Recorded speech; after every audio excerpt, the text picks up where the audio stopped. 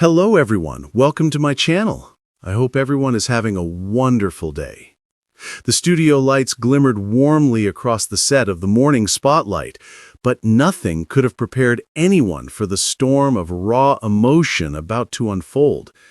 Bradley Walsh, the ever-charming host with a knack for quick quips and easy smiles, leaned back in his chair, sensing the air had shifted. There was a tension he couldn't quite place, a fragile energy that made the usual audience laughter feel distant. Enter Donna Derby, a name familiar to the viewers, but more so to those who had followed her journey quietly from the sidelines. Donna, a local teacher turned social media sensation for her uplifting charity work, had been invited to share her story. But even the producers didn't anticipate the torrent of feelings she was about to unleash. She walked onto the set, her steps measured, a faint tremor in her hands as she gripped the microphone.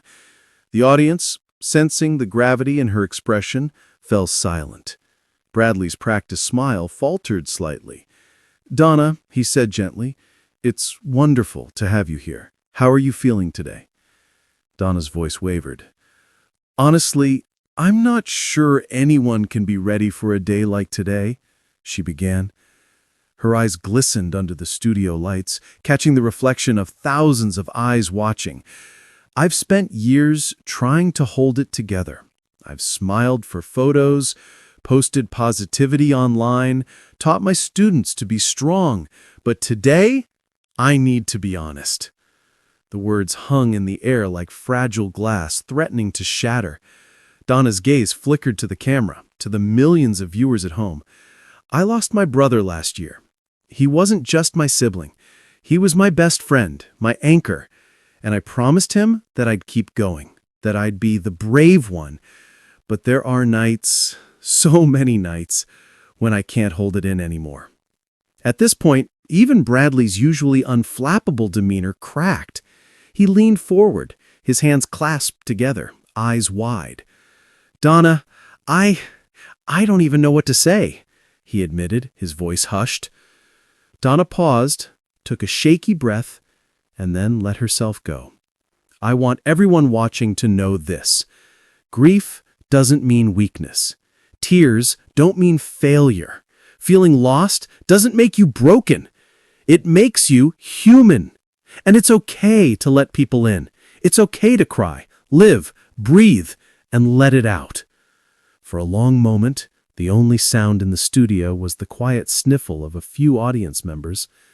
Then, as if a dam had broken, the applause began, soft at first, then swelling into a wave of heartfelt support.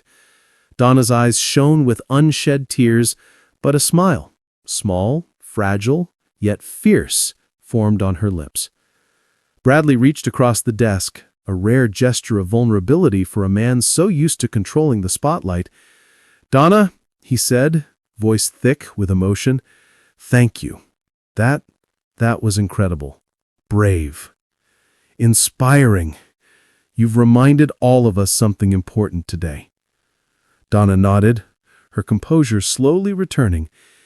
"If even one person watching tonight feels less alone because I spoke, then it's worth everything." As the segment ended, the audience remained standing, cheering and wiping their own tears. Behind the cameras, producers exchanged glances, acknowledging they had witnessed a moment that would be remembered long after the episode aired. Bradley shook his head softly, still in awe. "I've interviewed hundreds of people, but never someone who could make an entire studio and the world feel so deeply." Outside the studio, tweets began flooding in. Clips of Donna's message went viral within minutes, each viewer moved by her authenticity, her courage, and her unwavering humanity.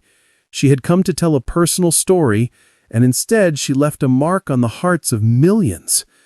That day, tears did flow, live, but they weren't just tears of sorrow.